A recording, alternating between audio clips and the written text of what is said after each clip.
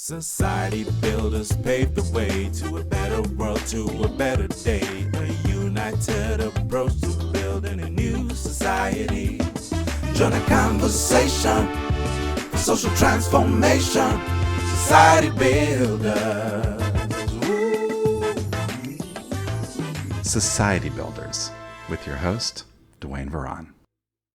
Welcome to another exciting episode of Society Builders, and thanks for joining the conversation for social transformation. In our last two episodes, we've been exploring 3 of 5 of the key principles associated with Baha'i approaches to social action. So far we've explored the need for organic growth for our initiatives, the need for coherence, that's getting our beliefs and practices in alignment, and that our initiatives should be participatory, giving agency to all. Today, we explore one of the remaining 2 principles that are left here, that our initiatives should build capacity. And we'll explore our final principle next time, that our initiatives should reflect an approach characterized by learning and action. And after that, we're going to start a journey exploring some case studies of effective social action, putting these principles to work from all around the world. But we're getting ahead of ourselves. That's still to come in our upcoming episodes. But today, we begin with our discussion on how our initiatives should build capacity.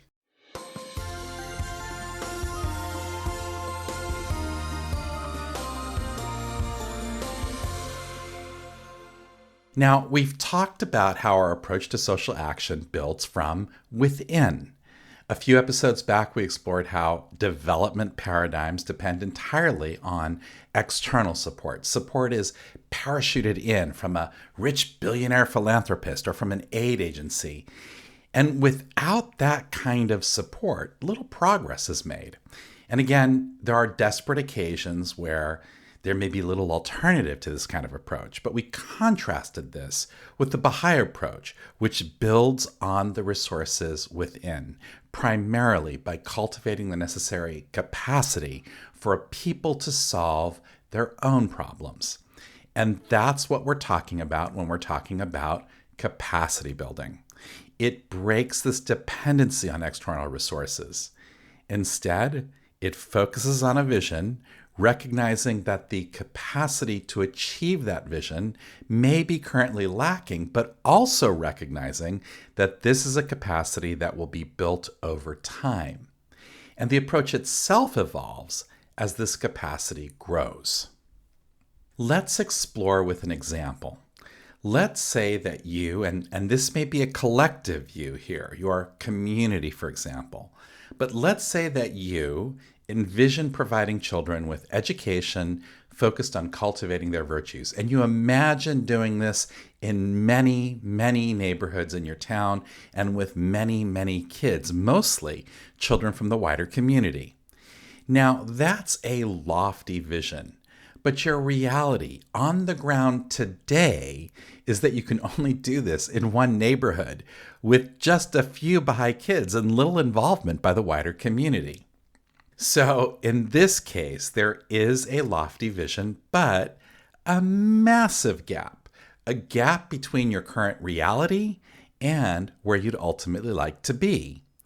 You lack sufficient teachers to offer multiple classes in different neighborhoods. You lack sufficient engagement by the wider community. You lack the means of getting the word out in the neighborhood so that you can invite people to join in. You lack experience, and there's probably a whole bunch of other things that you're lacking in that you're not even aware of. Now, looking at the challenge from this worldview is daunting. It's easy to feel overwhelmed, to feel that the whole dream is simply beyond your means. And it's often discouraging looking at the 10 kids or so that are currently attending your virtues classes and harboring much hope that this will ever grow. But if you stop and think about it, your problem is simply one of lacking sufficient capacity at present. And guess what? Capacity can grow. Little by little, day by day, you can grow and multiply your resources. And over time, organically again, but over time, that vision that once seemed so impossible can be brought to fruition. And in our upcoming episodes, we're going to provide you with some case studies that will show you how this works, that will demonstrate that this kind of organic change really is possible. But for now, let's just follow through on trying to understand how this might all work. So back to our neighborhood classes. We lack teachers. Well, we can train people to teach. We lack community engagement. And this is key here. As we interact with wider society, we invite them to help us. We act as a catalyst here, but recognize that the real resource will grow from the wider community, and they'll bring others in, greatly growing our wider engagement. We lack the means of communicating, so we experiment with new approaches for promoting our classes. We try different approaches to discover the ones best suited to communicating with our neighbors. And little by little, we gain an experience, constantly confronting new challenges, but gradually seeing our dream unfold. Now, in my personal life, I've experienced this kind of dynamic, this dramatic growth in capacity, in two very different settings, and I'd love to share some of my experience there with you today. The first goes back to my college club days, back at the University of Texas. I've shared stories from those days across different episodes, including the story of how we promoted race unity, a story I shared back in our first episode. I mean, it was a life-altering experience. Now, the UT College Club that I was a part of achieved absolutely incredible things. I mean, in my final year there, what we were achieving was simply mind-blowing. We had activities literally every day of the week, and they were amazing activities. We founded an organization that we called Racism Anonymous to help promote race unity, and sponsored a race unity conference that got over 500 people attending, almost all of whom were from the wider community. We started Austin's first ever chapter of the United Nations Association, where we stimulated discourse on global issues. We had seminars on campus every week, which were incredibly well attended. We had weekly firesides, which were also well attended. We had spiritual retreats every semester, where many of those attending were not Baha'is. We had travel teaching trips, service projects, sports teams. I mean, it was dynamic. It was exciting. And it was always growing. In fact, 9 students embraced the faith in that final year that I was there, and given that we were a group of about 20 Baha'is or so, that was for us very significant growth. And to top it all off, we got the prize for being the university's top religious organization of the year, a plaque that is proudly on display at the Baha'i Center in Austin. So you get a picture of an incredibly dynamic group with 10 times more people from the wider community engaging with us, and with truly deep and meaningful contributions to discourse at the university. Wow, right? Incredible stuff. But that's what things were like in my final year there. Let's go back 3 years earlier, and you see a very different picture. Our university club was as dead as a doornail. We couldn't even get people to show up to a single meeting. So how did we go from zero to hero over the course of 3 very short years? So at the outset, there were just 3 of us really who were determined to turn things around. And we realized that just calling for meetings wasn't going to get us anywhere. No one wanted to come. It was boring. So instead, we focused on hosting a social on Friday nights at the Baha'i Center. We bought a secondhand ping pong table for $50. We had cards and board games and basically tried to make the best socials we could. Some of our fellow Baha'i College Club students started coming along, and the event slowly started getting some traction.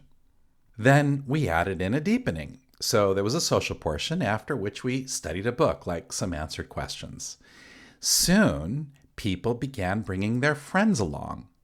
By the end of the first semester, we had a small nucleus, but most of those engaging were still just like passengers in our journey.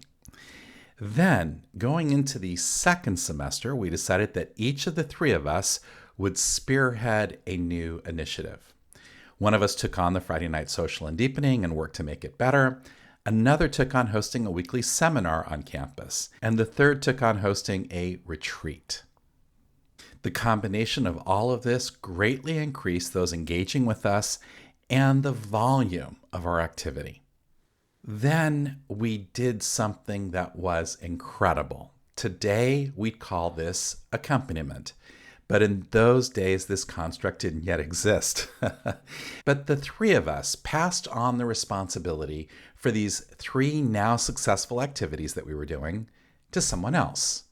And we supported them while we took on new initiatives, because it's much easier to keep something going than it is to create it from scratch. So we accompanied others with what was already in place, but then we also grew new initiatives, and so our activity doubled once again. Then we did something which was truly amazing in terms of growing our activity. We invited everyone, and by this stage, this was a very large group, but we invited everyone to come up with their own initiatives. And that way we would discover where their initiative sank or swam by whether it could attract participation. So for example, there was a person who really wanted us to have a basketball team. And so we did, because it turned out that there was sufficient interest to keep it going. Now, to this day, I'm still embarrassed that when this person went to sign us up and they asked for our name, we hadn't consulted about this. So he had to come up with a name on the spot, and he called us the Happy Hoopers. I mean, what a terrible name. I mean, it was embarrassing. Imagine you're on another team. Who are we going to play this week? We're playing the Happy Hoopers. I mean, this name just didn't inspire much fear. But suddenly, there were all kinds of initiatives, and each attracted more people into our fold. And many of these were driven by people from the wider community, people who shared in our aspirations, even while they were exploring the faith. And along the way, there were a ton of challenges that we had to tackle. So for example, for our weekly seminars, we needed to figure out how to advertise them. And we started out the way every other organization on campus did, by having posters that we posted around campus, advertising the theme of that week's seminar. So usually on a Sunday, a group of us would walk around campus and put up these posters. And I mean, that was fine, but it was hard for our posters to stand out in a sea of posters. And it was a massive amount of work and effort that we had to do every week. So we were constantly experimenting with finding other methods.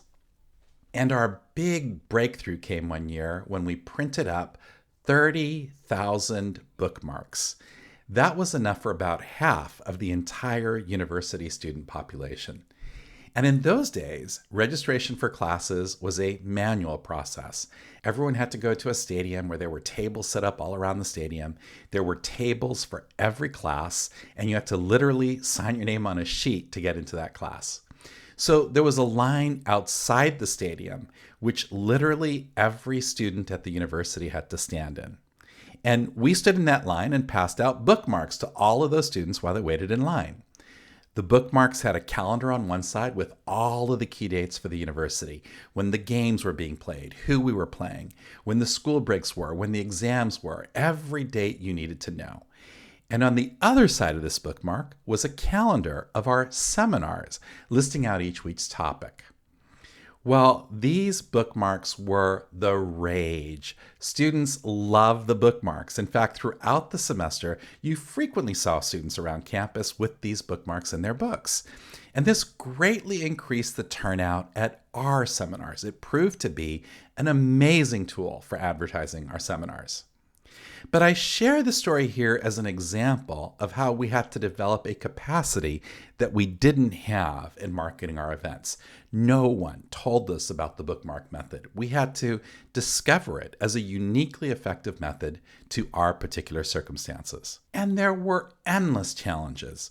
For example, printing those bookmarks cost money. A lot of our ideas required money. But we were all poor college students, and we didn't want to impose on the local community. So where would all that money come from?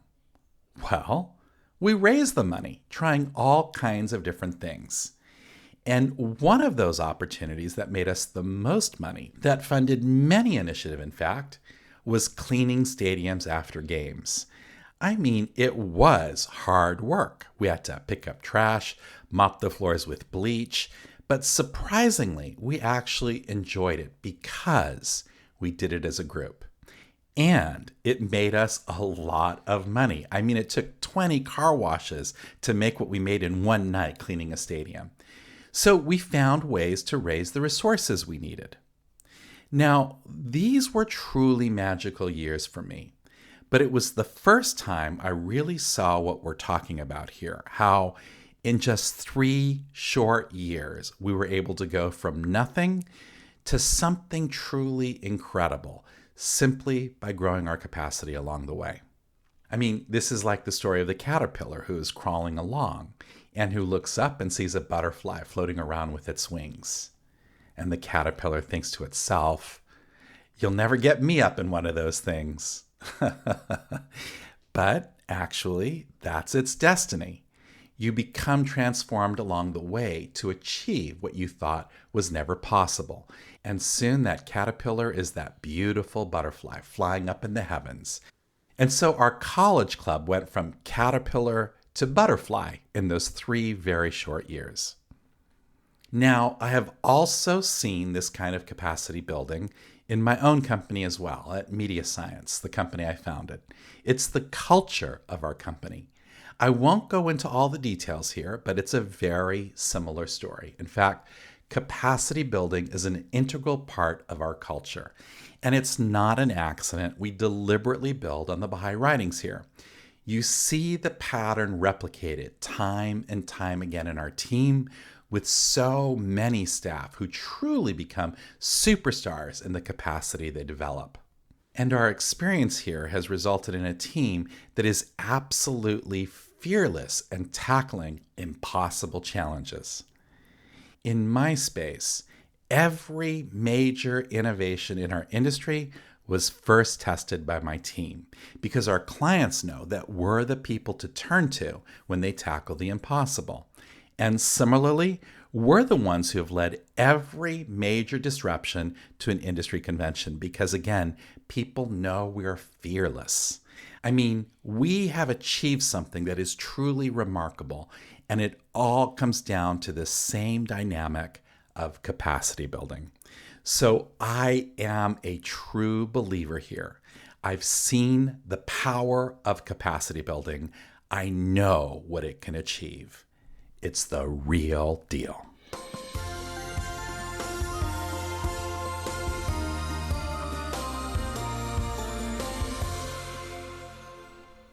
Now, this kind of capacity building has really been one of the primary focuses of the plans of the past few decades.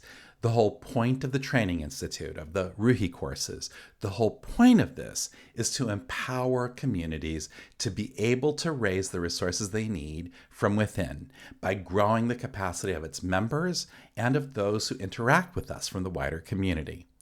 And the Universal House of Justice tells us that this business of capacity building is actually more important even than what we accomplish. It's the real test of our progress. Far more important than achieving a particular goal is the raising of this capacity. Now, think about that. We're often obsessed with the goal itself, but growing capacity is even more important. And this capacity has to grow on 3 levels, one for each of the protagonists in our community life. The capacity of the individual has to grow, as it does through the training institutes, for example. But also, so too, we need to grow the capacity of our institutions and of our communities themselves.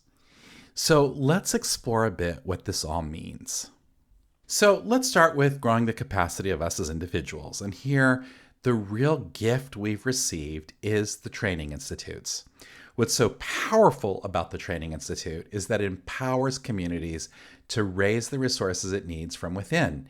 It's a self-perpetuating engine for growth. No longer are we dependent on having someone from the outside come to inspire and train us. We can do it ourselves. If we need more children's class teachers, well, we can raise those resources by training people. And this is truly one of the great achievements of the previous plans, this new capacity for self-perpetuating capacity building. So that's the first thing. Next, we should explore what this means for our institutions. Going back to our story about the University of Texas. Now, one of the things that we got wrong in our experience was that we really didn't interact much with our local spiritual assembly in all of this. We did our thing. Everyone in our community was thrilled to see the results, but we acted almost entirely independently and almost never interacted with our LSA, other than with occasional reports of our success. Now, some of you will remember the story I shared about how we promoted race unity. This was again back in that first episode. If you haven't heard that episode, I would encourage you to listen to it because it's truly an amazing experience. It's an amazing story.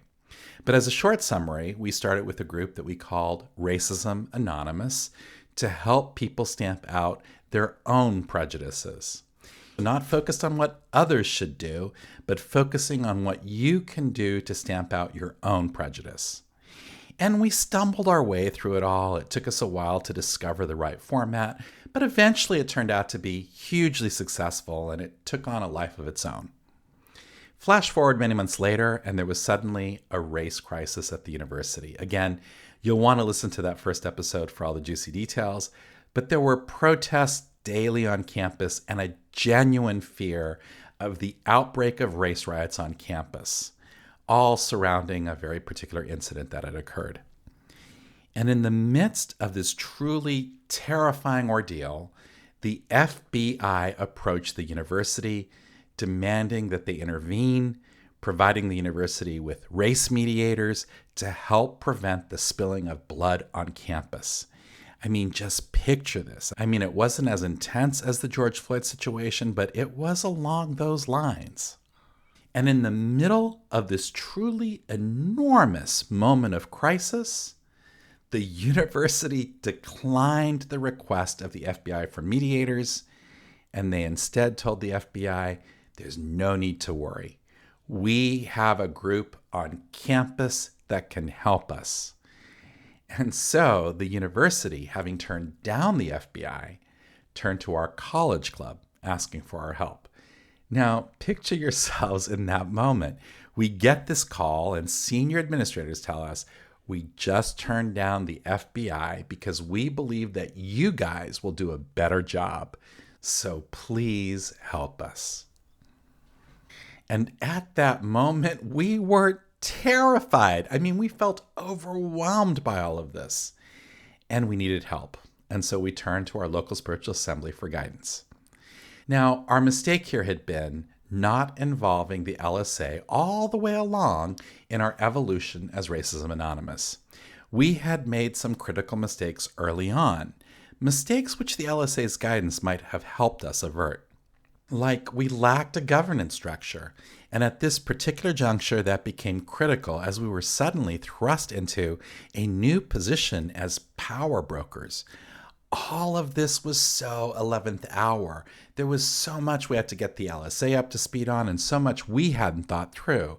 But by depriving the LSA of participation in our journey, we had deprived ourselves of the fruits of that guidance.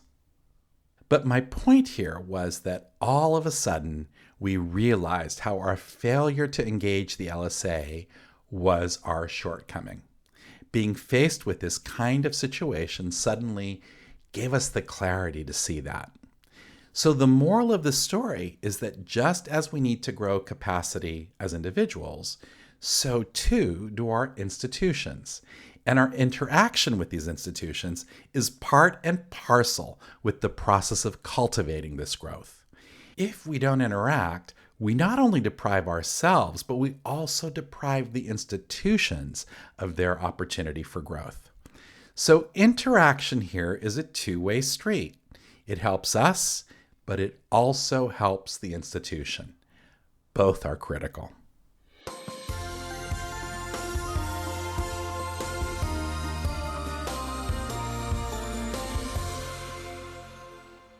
Similarly, there are challenges for growth for us at the community level. Now, it's hard to see. It's like a fish being unaware of the water around it, but there's a certain culture that is active in any community. Let's use a couple of examples. Maybe you live in a community that is absolutely fearless, tackling any great challenge with gusto, never worrying about how you'll rise to the occasion, simply confident that the right things will come together and fall in place to make great, great things happen. I mean, that's what our college club was like. Or maybe you live in a community which is truly hungry. I mean, desperately hungry for the next guidance that comes from the Universal House of Justice, eager to try to respond to their appeals to the best of your capacity. Or maybe you live in a community where everyone poo-poos every idea, where people's response to new ideas is to simply see all the reasons why things can't be done. And so everything feels like it's a conversation that's in an endless loop with the same ideas, the same conversations over and over again, all talk and little action. Now, these are very different cultures. And I'm guessing that many of you feel like your community looks a little bit like that third one, but you wish it looked more like those first two. But the good news here is that culture is dynamic. It's always changing. It's always evolving, like the story of the University of Texas College Club. We had a certain culture in that first year, but a very different culture 3 years later. So in the same way that we can talk about how we grow capacity as individuals, and in how we can talk about how we grow capacity as institutions, we also need to talk in terms of how we grow as communities, particularly at this level of culture. And once again, culture is critical. As Shoghi Effendi reminds us, we cannot segregate the human heart from the environment outside it and say that once one of these is reformed, everything will be improved. Man is organic with the world. His inner life molds the environment and is itself also deeply affected by it. The one acts upon the other, and every abiding change in the life of man is the result of these mutual reactions.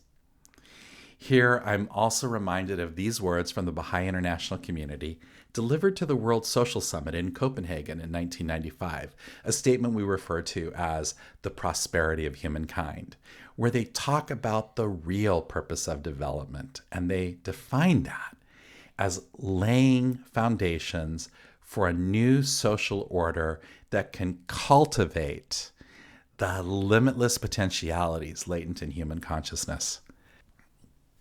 Wow. Once again, laying foundations for a new social order that can cultivate the limitless potentialities latent in human consciousness. And this is where it all comes together. Our challenge in our communities is to cultivate the kind of culture that empowers people to achieve their fullest capacity. And that's what it's all about.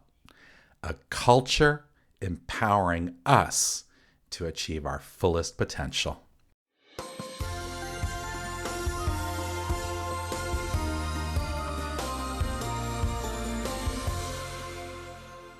I find this idea of cultivating cultures that empower us to unleash the limitless potentialities latent in human consciousness so incredibly inspiring. I get a rush every time I think about it and about its implications. So, capacity building is another key principle in our path to social action. Never underestimate what you're capable of, both as individuals and as communities. We can rise to incredible heights despite the conditions we currently see around us. The key is to build capacity, building capacities as individuals, as institutions, and as communities. So thanks for joining me in today's journey as we explored this theme of capacity building. Now, next time we'll continue exploring the themes of social action as we study the final principle that our initiatives should reflect approaches characterized by learning in action. And after that, we'll be blessed with this year's Resbon message, so we'll study that together. And then after that, we'll continue exploring social action, but this time with case studies, where we can learn from actual experience, seeing how these principles are put into action. So we've got some really exciting episodes coming up in our journey ahead. And as I mentioned in our last episode, we now conclude every episode with a custom-created song summarizing the themes of that episode. I'm able to do this once again through the power of AI, where while I generate the lyrics, all of the voices, instruments, and music composition comes to us courtesy of AI. So this episode's song is called Capacity Building, and it focuses on how through capacity building we can rise to achieve our aspirations, whether as individuals, institutions, or as communities. So stick around for our song today and let me know what you think. Thanks again for joining me today in our conversation for social transformation. I look forward to continuing our conversation as we explore the theme of learning and action. That's next time on Society Builders.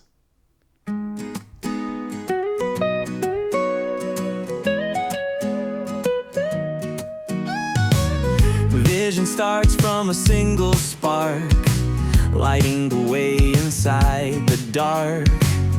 Brick by brick we lay our dreams, steady flow like rivers and streams. A self-perpetuating engine roars, unlocking all our hidden doors. From within we know we find the keys to develop our capacities.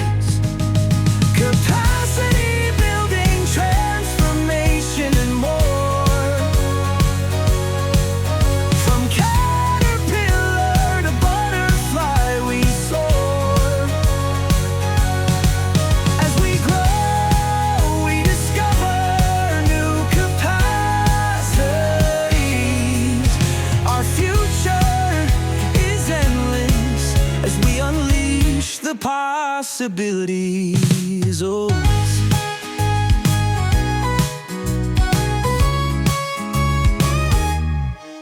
Training institutes help individuals learn. Institutions build capacity to discern. Communities cultivate a culture of support, unleashing the potential of its cohort. With capacity building, we grow each day. Fuel the fire, show the way. Empower hearts to turn and grow. Through capacity building, our talents will show. Capacity building, transformation and more. From caterpillar to butterfly we soar. As we grow, we discover new capacities. Our future is endless as we unleash the possibilities.